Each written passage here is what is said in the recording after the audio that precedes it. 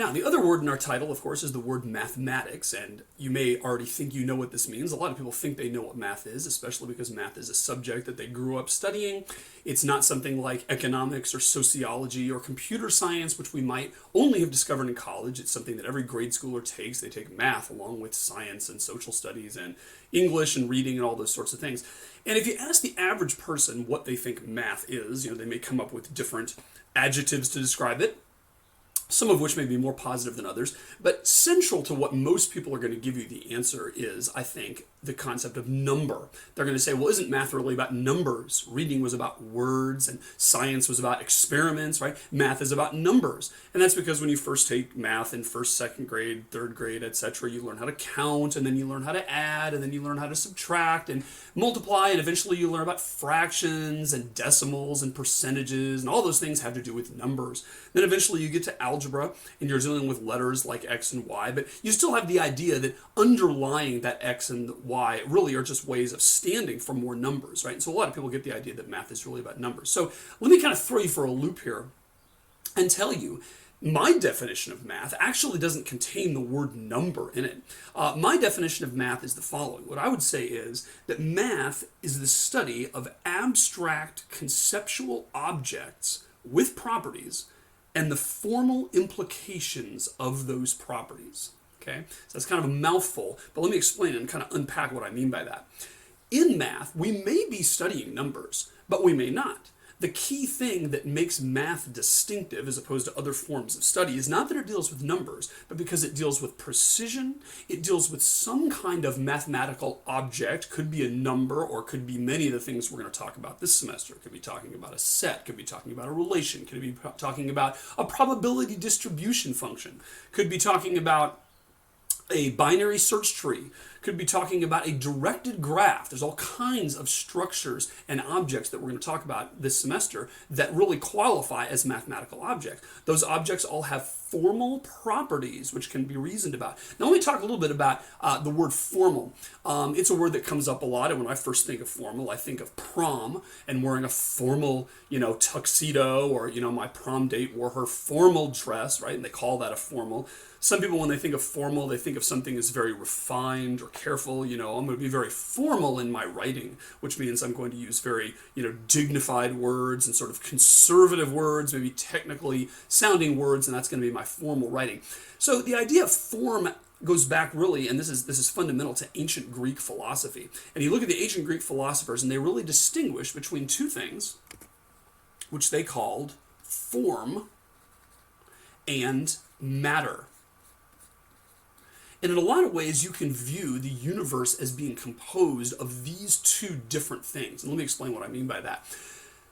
Think about a canonical example would be a chair. So think about you're sitting down at a chair, ordinary wooden chair, and you examine that chair. So there's two different aspects of that chair, the ancient Greek philosophers would say. One is that it has a certain matter. And the matter means what material or substance is it made out of, right? So if you go up to that chair and you knock on it and you kind of feel it and run your hands over it and lift it and stuff, you'll realize that the matter of that chair perhaps is made of wood. That is actually the material that comprises the chair. That is what ultimately it is composed of. It is the matter, which is wood. However, what mankind has done in this particular case is imposed a form on this matter and said, this thing was just a hunk of wood that came out of a tree that grew out of the ground. But what we decided was we wanted a chair for some purpose so that we could sit in it.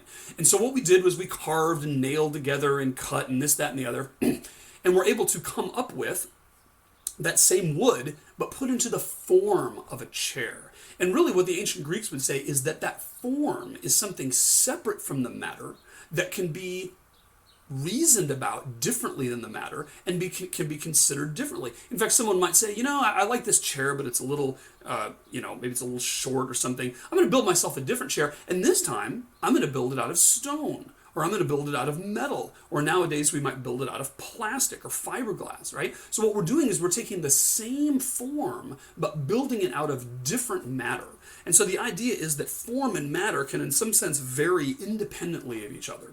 We might say that I have a chair that's made out of wood, I have a chair that's made out of metal. Same form, two different matters. Or we might say, I have a wooden chair, but then I'm going to break it apart and put the pieces back together and make a picture frame out of it, or make a table out of it, or something else out of it. I'm going to make a different form with the same matter. Okay, so form and matter, those two concepts go together. Now, when we talk about things that are formal, really that's what we're talking about, is the form of the thing rather than the matter. And what that effectively means is that we can, without worrying about the details of what's underlying something, without worrying about what something's ultimately made of or what something is ultimately referring to, we can simply reason about its form. If I see a chair, I can sit in it. I don't need to worry about, oh wait, this is a stone chair, so maybe it's not for sitting in. Maybe it's for, putting my clothes on, or maybe it's for setting a table on. I don't need to know any of that, right? It's a chair. It doesn't really matter what the matter is. What matters is the form. Okay, so in mathematics, when we talk about the formal properties of an object, what we mean is the things that have to do with just the external structure, which frees us from having to worry about what things actually represent and just deal with the way that the symbols are manipulated. Because when people say formally, this is expressed as blah, blah, blah, when you read that in math, what they essentially mean is, let's express this in terms of symbols. Let's express this precisely and unambiguously in terms of symbols that we can then put together according to our formal rules in order to deduce certain things. And you know what? We don't really care what the symbols stand for at that point. If I go and I make some kind of equation, and I say, x minus y equals 3.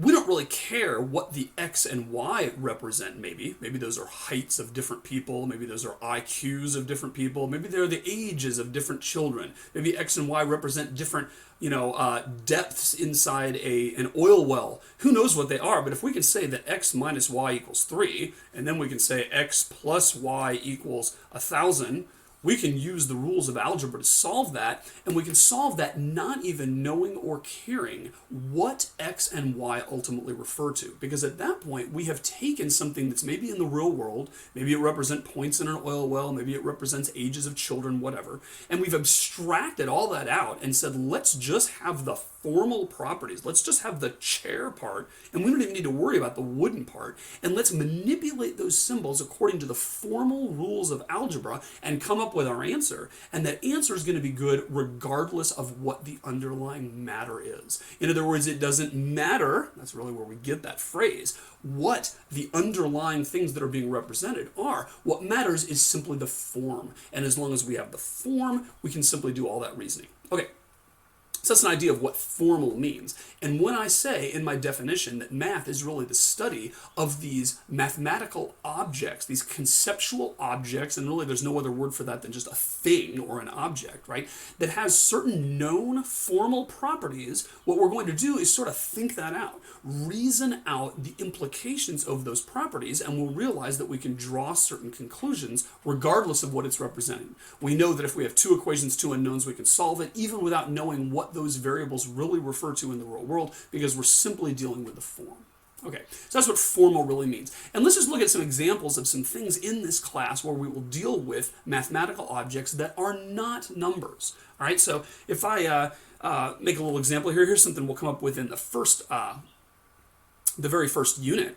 We're going to discover that if I have a set A and I intersect it with a set B, we'll learn what all these terms mean, that is always going to be a subset of A union B. That is a formal property about sets. Sets are a certain kind of mathematical object. There are certain formal operators on them, like intersection and union and subset. And this is something which is true, and we will prove that it is true. And it turns out to be very, very useful that it's true, regardless of what those things stand for. Notice there aren't any numbers on the screen right now. This is not about numbers. This is about formal objects that are not numbers. Here's another example. Suppose I end up having some kind of network that I want to put together in my office. And I'm going to say there's a bunch of computers here in different rooms that need to be connected. Maybe there are different places in the ductwork where I could run some pipe or some wire or something if I need to. And I'm going to sort of draw these on here. This, by the way, is a graph. This is a mathematical subject called a graph, which we will deal with a lot when we get to Unit 5. And basically what this means here is that each of the nodes represents a computer, and each one of the lines between nodes represents that that is a potential place where I could run some cable in my building if I wanted to. And each of these, it turns out, has a certain distance, like maybe this is, 5 or 50 meters, and this distance over here is 40 meters between those two, and this one here is also 40. These two are a little closer. This is only 30 meters apart. Maybe this down here is 20. Maybe this down here is 10. Maybe this is 20. Each one of these things has a certain distance on it. Now, if I'm smart and I want to minimize the amount of money I'm going to spend for this thing, of course, what I want to do is connect all the computers to my network using the smallest amount of cable. Duh, right? It doesn't do me any good to lay these big, long sections of cable all throughout the thing when I could have connected them in a more efficient way, because, of course, I want to minimize the amount of resources I use. So one thing we'll learn about in this class is that there is an algorithm for this. There is a known procedure for figuring out what is the best, and best means least amount of material used, way to connect this. And we might discover that if I connect these two nodes right here, and these nodes right here, and these two here, and these two here, and these two here, and this one right there, maybe it turns out that that is the so-called minimal spanning tree. And that's one of the notions that we'll learn. The minimal spanning tree of a graph. What that essentially means is that that is the choice of edges or links between nodes that I could choose to lay my cable on, such that I will in fact connect everything, and you can tell that every computer is ultimately connected to every other computer here through some path. And yet what I've done is I've minimized the amount of cable I will need to lay. Now, there are some numbers on the page here. These things are numbers. But the fundamental mathematical structure we're dealing with is not a numeric one. It is a structure called a graph. And a minimal spanning tree, a tree is actually another structure called a graph. And that's what this red thing represents, is a tree rather than a graph. And we'll go over all the difference between those things. But again, this is an example of something that will come up in this class, which is absolutely math, and yet is not necessarily dealing very much about numbers. All right, now there's some more examples. Suppose I said, UMW. That's the name of our school, right? University of Mary Washington. And fun fact, when they first came up with that name, when they changed us from a college to a university some decade ago, they were originally going to call it Mary Washington University instead of the University of Mary Washington, and there was a big debate about that, and they finally came up with UMW as our true name. Now, these, of course, are different sequences of the same letters. Both of them have a U, M, and a W. They're just in a different order. So one thing we might ask is, well, what are all the different ways to make those letters in different orders? Because we might be able to have, M-U-W. That would be the Mary University of Washington. We could have the U-W-M. That would be the University of Washington Mary. Are there others? And if so, what are those others? This is a way of talking about the permutations of a particular sequence of letters.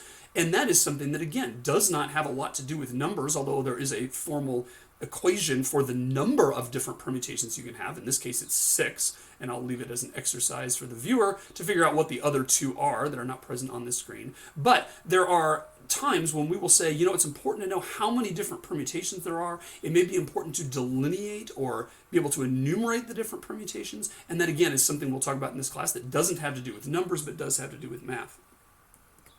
Here's another example. We will learn in terms of logic that if a statement X is true, and if the statement X implies Y is true, so we know that some statement up here is the case, and we know that it's true that if that is the case, then some other statement is also the case, then it turns out we can deduce from this that Y is the case. So if X means I am an adult, and Y means I can drive legally because adults can drive legally, then this implies that I can drive legally. Now notice what we're doing here. We said that X being true and X implies Y being true makes us know and allows us to safely conclude that Y is true, regardless of whether this has to do with people driving or people of different ages or anything else. We're dealing here with simply the formal properties of these logic statements. And what we're going to find is that regardless of what X and Y actually mean, this is a safe conclusion we can draw because of the rules of logic. This is called logical entailment. And this is at the heart of artificial intelligence systems and how they conclude new information from old information, even though computers don't really understand what anything really means. They don't really know about the matter. They simply know about the form. And so being able to conclude this and learning the rules for making these kinds of operations and conclusions is something important in this class that, again, is math, but is not numbers. One last example, you've probably heard of a palindrome. We could have a palindrome like race car. That's a palindrome because it's the same forwards and backwards. If I say R-A-C-E-C-A-R, that's the same as R-A-C-E-C-A-R, same forwards and backwards. Now, you may realize that I can make another palindrome. It won't be an English word perhaps, but I could make another palindrome by adding the same letter to the beginning and the end. Now I have race cars, and then maybe if I add another letter to the beginning and the end. Now I have race cars. And now if I add another letter to the beginning and the end, I have race cars, etc., etc. So it appears to be the case that if I always add the same letter to the beginning and the end, I will always end up with a valid palindrome. Now, one question we might ask is, can you get all palindromes this way? Is it in fact possible that no matter what palindrome I can think of, it is possible to build up that way? And that's something which we don't necessarily know until we prove it. We're going to prove it using the laws of logic and the laws of mathematical induction, which is one of the things we'll cover in our very last episode. But that is another example of something which may or may not be true formally.